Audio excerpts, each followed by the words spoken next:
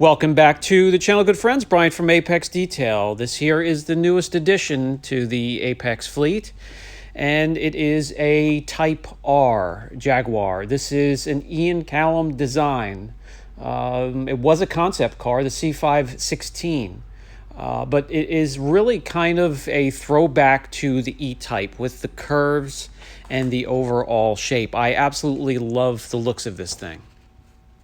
One of the toys has departed. That would be the C7 Corvette, the black Batmobile that was in many videos.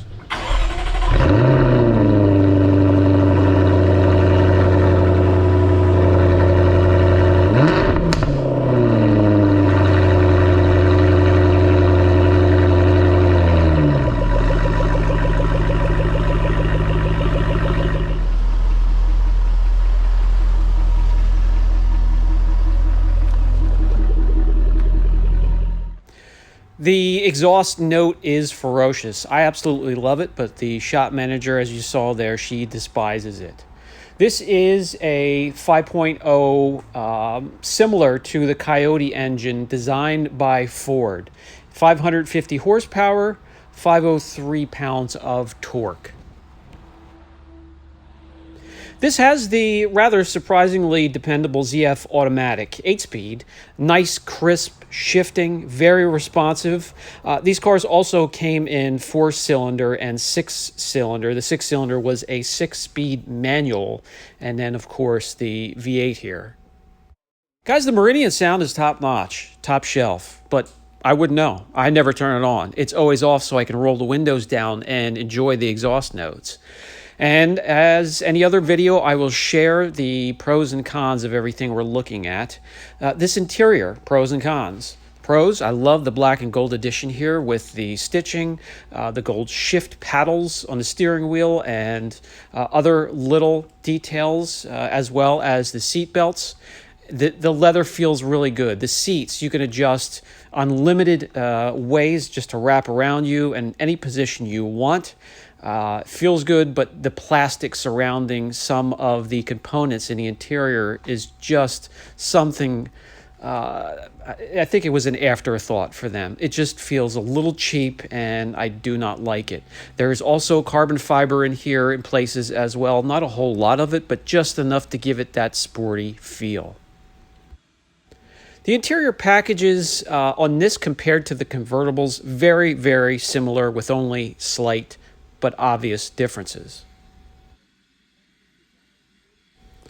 An all-weather mode and a dynamic sport mode, and that changes the dampening on the suspension and also the exhaust note. You could feel the steering change a bit and the braking system. The shift knob is very similar to that of a BMW, and pull it over to the left, that will put it into manual mode where you can shift it with those gold levers behind the wheel.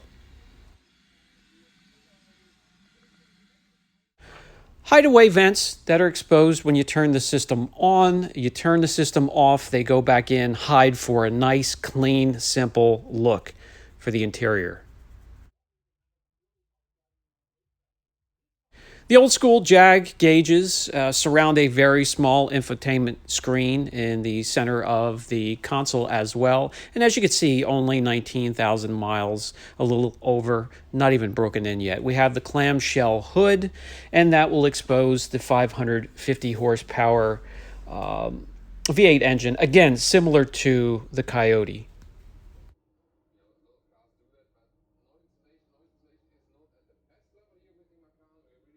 As you can see, obviously supercharged with the TVS blower, very responsive off the line. It is rear wheel drive. So a lot of the owners have put this into trees by now. That's why the later models have been switched to an all-wheel drive system.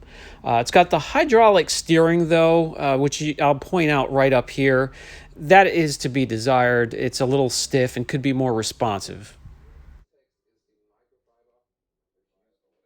Also has a little active spoiler in the back here. You can press a button to have it pop up, or it comes up on its own at 65, 70 miles per hour. And as you can see, it needs my attention.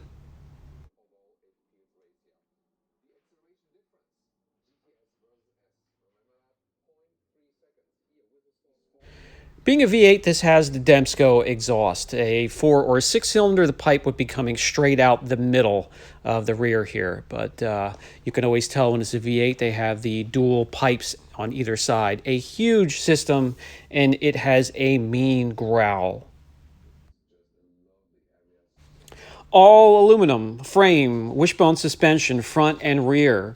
It also has the solid face rotor. I wish it was Brembo, but still very responsive. The clutch pack for the rear diff tends to overheat on these if you track them. I will track this one after I get everything wrapped and protected, and I'll take you along for the ride. And I will be cautious because I know what can happen to these. All stainless steel brake lines. It's built to be used, built for speed. I also love the lights here, front and back.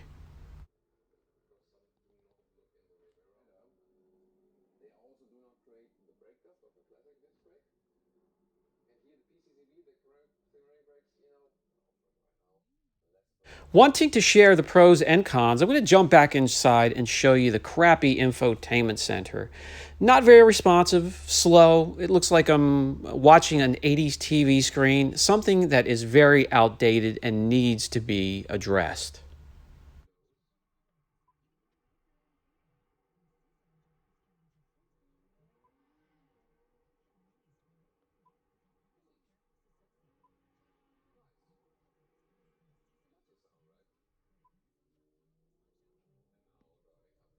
I will show you how to care for and clean and protect all the materials, including this Alcantara roof lining or headliner.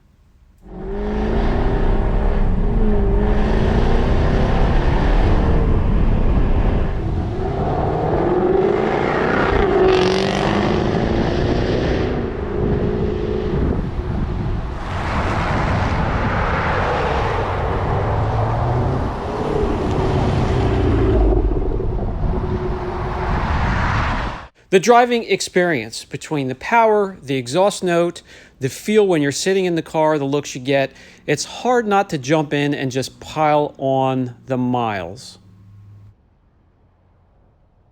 You're damn right I'm going to pile on the miles, but before we do, this is what we need to correct. This is why we're all here. Let you show you what we will be working on and what a few videos, maybe a short series, will take care of this stuff, and I'll show you exactly what I use. We want to remove this, yet I am going to be keeping as much clear coat behind as possible on this thing since it's mine.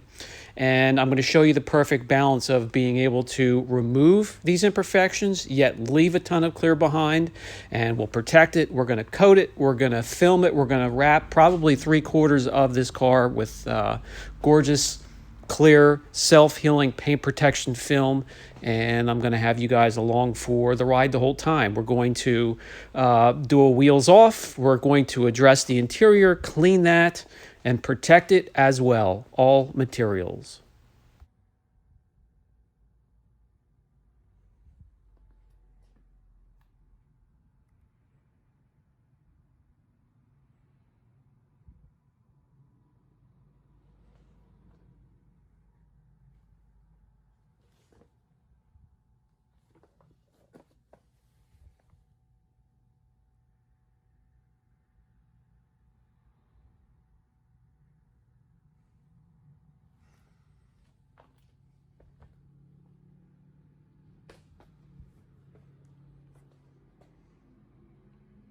I've already browsed the patterns for the R-Type here, planning on which parts will be balked or which we'll use a kit for when we're protecting this.